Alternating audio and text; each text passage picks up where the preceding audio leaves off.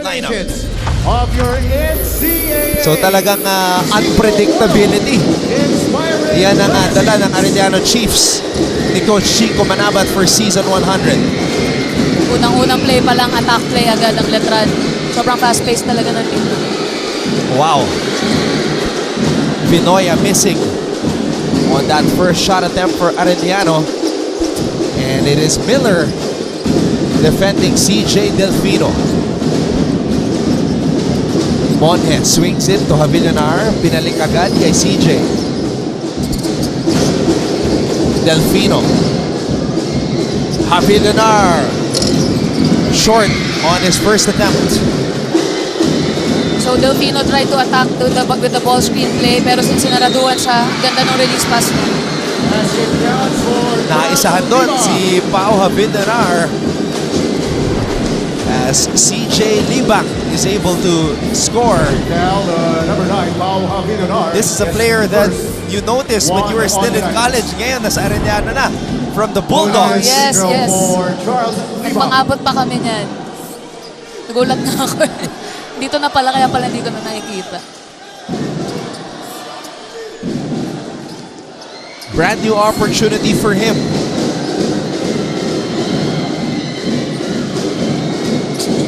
Unable to complete the three-point play though. Babalik ang bola sa mga Letranista. Delfino. And Delfino draws a foul. Way to use his speed to attack the rim at makakuha ng foul na ganun this early. Pangpabuo rin ng kumpiyansa yan din pag nakapag-free throw ka agad. Yes, first one on the Chiefs. So CJ Delfino starting his second straight game at the point guard spot. This is a guy who has Cristiana de Maunahan like following on TikTok. More than 190k followers. Viral. But sabi ni Coach Alan Ricardo sa akin na it's a different ball game. Siyempre, oo naman. So yung laro niya na yung mga ligang labas, he's still in the transition na ma-adapt niya yung system dito sa NCAA. Kasi sa liga labas, puro one-on-one daw eh. Pagkuha niya ng bola, gusto niya showtime agad for the cameras. Pero dito, he has to adjust to the system. He has to adjust to the system, pero there will be opportunities like this. Kagaya lang nung kanina, na nakapag one-on-one siya ng gano'n. Basti Valencia with the reverse. Gives Arellano 4-1 lead. And now let's go to Riri Khalid for his first report. Riri? Anton Cristiana, unang sawi, ngunit unang itirin para sa kupunan ni Letran Knights head coach Alan Ricardo from that first week face-off. At nang matanong ko siya kung ano ang natutunan nila, ang sabi niya mahalaga raw ang right timing kung kailan tatakbo at kailan magdadahan-dahan. Dadag pa niya mapa-opensa at mapa-depensa, kailangan nakaka-react daw sila ng maganda. Update lamang, as you can see, nagbabalik na itong si Pao Javillanar, kaya naman abangan daw natin ang kanyang ipapamalas sa laro. On the other hand, Arellano Chiefs has been trying to pull off their first win since their first two games. Ang sabi naman ng birthday boy head coach Chico Manabat, in every game marami raw silang natutunan. Ika nga niya, ayaw nila yung mga against sarili nilang tulad ng mga missed free throws dahil opportunity yon to maximize their game. Above all, masaya raw ang kupunan ni Coach Chico dahil ang matutunan nila ay magagamit nila sa pagtakbo ng season. Kaya naman, makakamit kaya ang unang ngiti ng mga Arellano Chiefs o magpapatuloy ang pagpapakitang gilas ng Letran Knights. Antonio Cristiana. Thank you very much, Riri, for that thorough report, including the statements of the coaches, Coach Chico Manabat and Alan Ricardo. Delfino.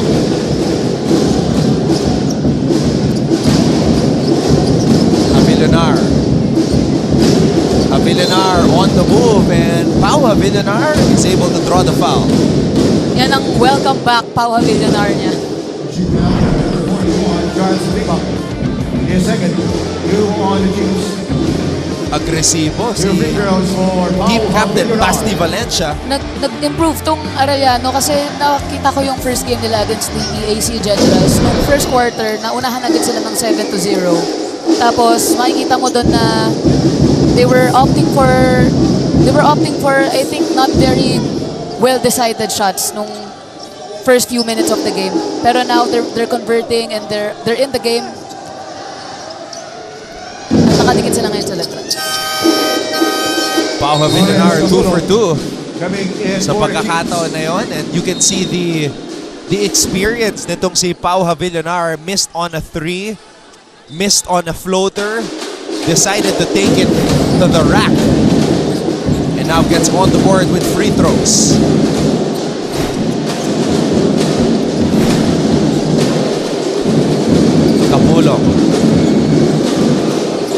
Kapulong to Valencia, spin move.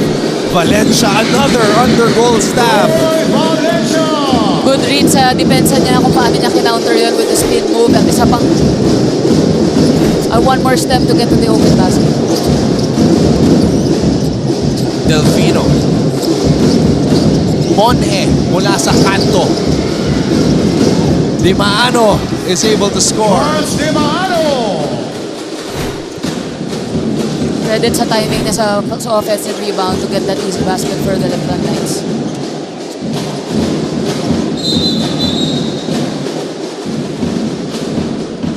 And that's a foul away from the ball from James Jumawas. Holding foul, number 20, James Romawas. His first. And up and under move by Basti Valencia. At ito naman si Charles Dimaano 14 seconds grabbing the on the rebound shot and scoring on the putback. Coach Chico Manabat celebrating his birthday today, hoping that third time will be a charm para sa kanila. Lost in overtime against EAC. Lost at the free throw line against Perpetual.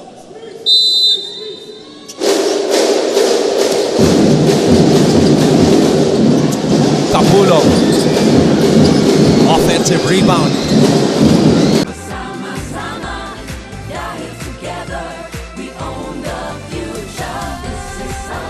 Huwag kayong matakot tumanggap ng bola at trabahuhin natin ang biyaya. Yan muna mula sa panig ng Arellano Chiefs, Martin and Mark.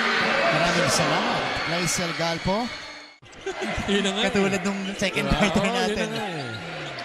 So let's see. Dapat dito umatake ang Arellano. Oh, Basti Valencia. What a fadeaway. Going downhill. That one rolls out. Mancom representative from the University of Perpetual Health System Delta, Mr. Frank Gusi. Right now, he is the only Mancom rep sitting in the VIP section. So Arellano, Cristiana, lahat ng mga puntos nila were a result of assists. Yes, they're moving the ball much better now. Tapos yung skill set pa at saka yung magagandang moves ni Valencia, he can create his own shots. Nice to see in the background the AU Chief Squad. And there you see the very intense first-year head coach of the Letran Knights, Alan Ricardo. Very intense na. Very intense defense, very intense everything from the get-go.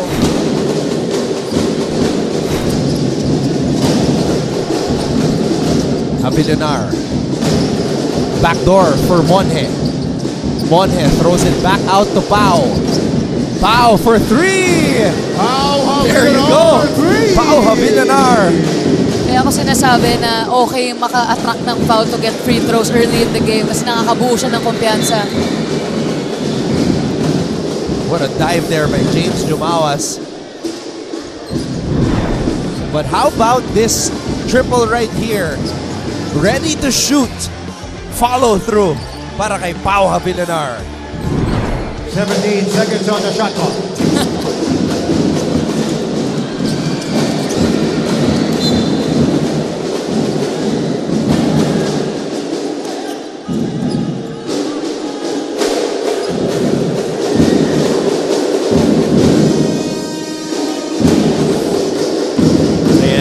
Nakaabak na yung platoon substitution ni Coach Alan Ricardo. And seeing Montesilio waiting to get subbed in.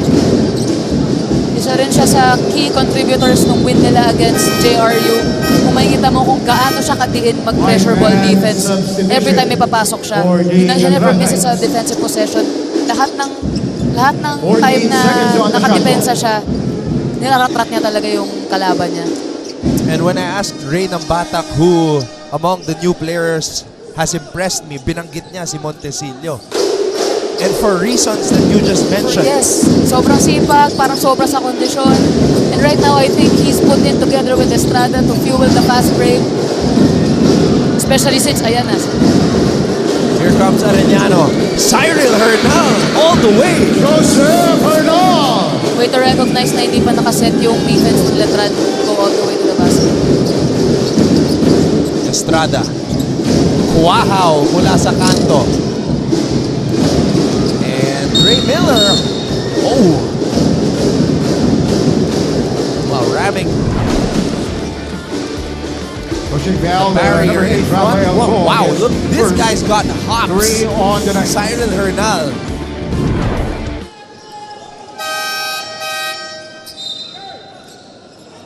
Renzo Abiera coming in for the Chiefs. We've had 4 deadlocks already in this game.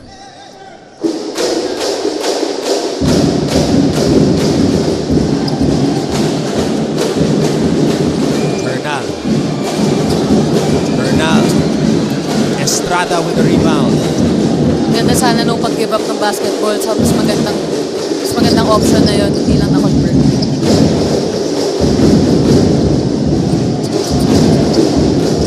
Montecillo.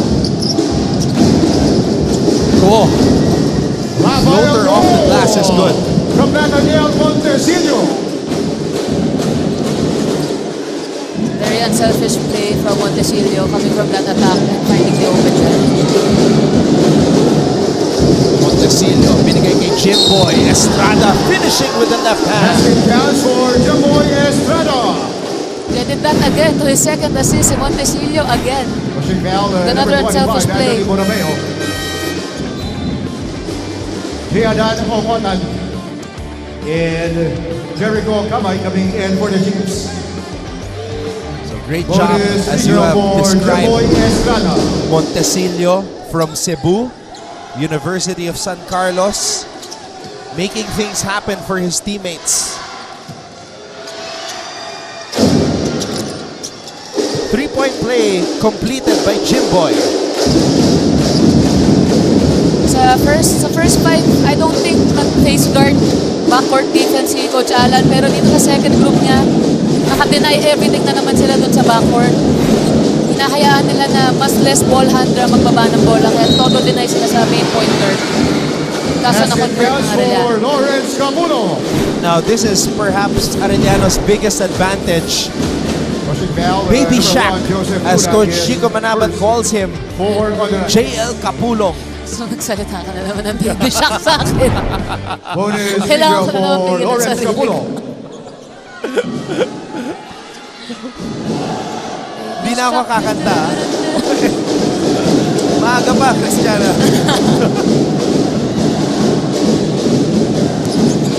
3-point play completed by the 6'6" big man from San Fernando, Pampanga, JL Capulong. Dunag. And Dunag is able to draw a foul. I like how the point guards of Letran are very patient with the ball screens. Hinihintay talaga nila ma-set yung screen, kaya nakakapag-create ng napakaraming opportunity either sa loob ng paint or sa mga kick-out.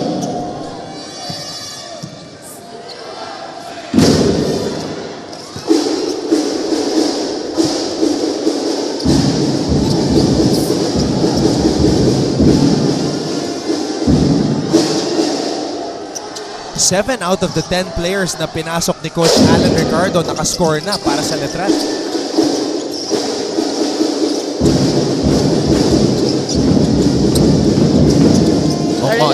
Arellano, on the other hand, they're powered by points in the paint. Mga big guys nila, like Capulong, like Libang kanina na... Actually, si Libang pwedeng guard, pwedeng big eh.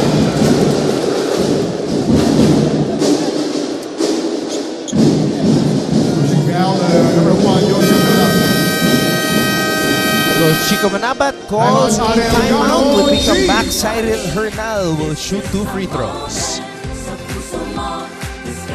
Ano doon? Right of the jump ball. King Gortiza off Eto the na. screen. Iyon He naman. knocks it down. Wasting no time to make his presence felt. As expected para dito kay King Gurtiza. Ongotan. Pull-up jumper is up. Here comes Harvey Pagsanhan. Ayun na naman si What a Gurtiza on the pass break. Gortiza on the touchdown. EAC is starting off strong. Kaya natin ini, kaya na ini, kaya natin ini.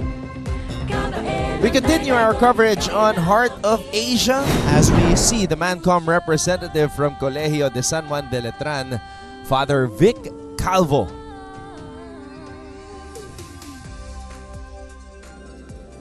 (22-18) in favor of the Knights.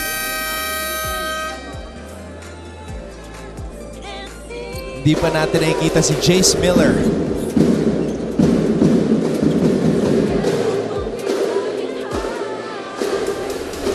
So before the game, Christiana, I was asking Coach Alan Ricardo about yung platoon substitution strategy niya. Sabi ko, saan mo ba nakuha to? As we see Francisco Paulino Caico of the NCAA Policy Board for Arellano University.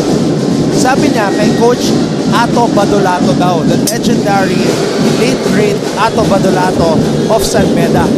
Ano kasi yun, ano din yun, parang kailangan din sa mga team na kagaya ng Letran na, tsaka sa mga system na kagaya nung kay Coach Allen na gusto niya fast-paced, gusto niya sobrang tingin dumipensa, gusto niya from the get-go, naka full court press. So kaya siya nagpa-platoon subs para fresh yung legs palagi nung papasok. And earlier you mentioned na 7 players na yung may points dito sa Letran. That only shows us na anyone na ipapasok ready to contribute in any way possible. And as a player, hindi ka pwede mag-relax on the bench because you know you're going to have playing time. And how you perform in those 5 minutes will determine whether you stay in the game. It's not only whether you stay in the game, yung minutes mo pa sa mga kasunod pang game. Baka nga career decide. Every game is lagi ka lang kapag player na isipin mo. Career deciding lahat ng minutes na pinapasok ka. Samantala, Yuan Kamay, perhaps one of the fastest players in the NCAA with the basketball, comes up with a steal and scores on the break. Siya rin yung nag-lead sa Arellano last game with 12 points. Capulong leading the fast break. JL Capulong, how about that? Go, sidestep, go with the finish. Very shifty, very explosive, and ang ganda ng move.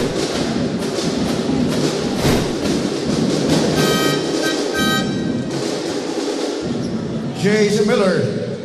Nunag And shaken up. Kevin Santos coming in for the Knights. He's limping a little bit, holding on to his left foot. And now Jace Miller. Mandatory substitution for the Knights. Impressive Kevin debut Santos coming in in for their the last Knights. game. Checks into the contest.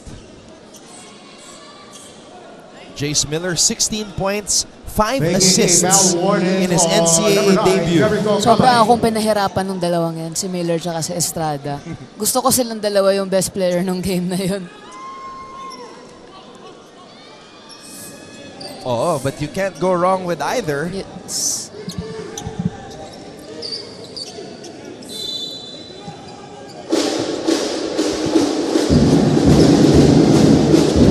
Jace Miller, a discovery from Phil Am Nation.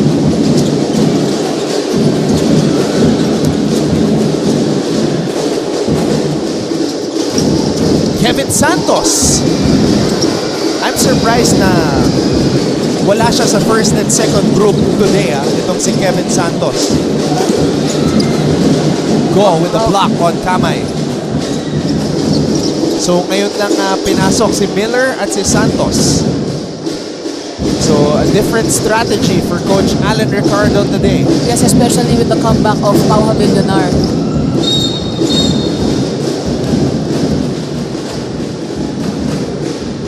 Holding down the number 9 Jericho Kamay penalty. And Greg De Leon There's Yuan coming in Kamay. for Jericho Kamay. Two different types of fast Two free throws breaks. for Rafael Go. Yung isa sentro yung nagdadala. You have to credit din Kapulong sa ball control niya. Sobra akong nabibilip sa mga big man na kayang mag-downhill attack ng ganon. Tsaka si Kapulong, classic big man yan eh. Sabi nga ni Coach Jericho Diniera, malad DeMarcus Cousins daw. Power, no? Power kung power. Kaldag talaga siya eh. He knows how to use his body. He knows how to get himself open. May shooting pa sa labas. He can do a lot of things. Kapulong. Kapulong off the glass. Capulong! JL Kapulong doing damage. Good recognition from Hernal na nakita niya. Sinabi ko to last game eh. Kung nakita mo yung jersey ng big man na nagsisil, nakita mo yung buong jersey niya sa harap, ibig sabihin sobrang ganda ng seal niya, bigyan mo siya ng bola. At sa laki ni Kapulong, kailangan mo talaga bigyan yan. Because you can't miss him. Oh, Estrada with another turnover. Good hands by Ongotan. Ongotan Good all hands the and the way. finish. Ganon Ogonon!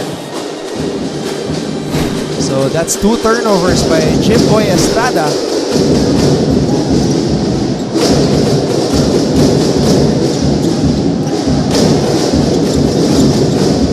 Estrada. Go. It's Arellano basketball again. Bernal. Traveling. Sayang. Maverick Benoya coming in for Lawrence Capulong. There's the big man, JL Kapulong, going to work. Maraming mga athletic na guardia itong si Coach Chico Manaban. Yuan Kamay, T-Mac Momotan. Yeah. These guys are fast. Miller with a jumper at the buzzer. Jace Miller.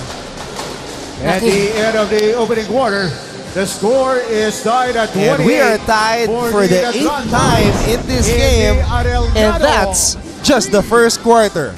You're watching NCAA Season 100, Siglo Uno, Inspiring Legacies.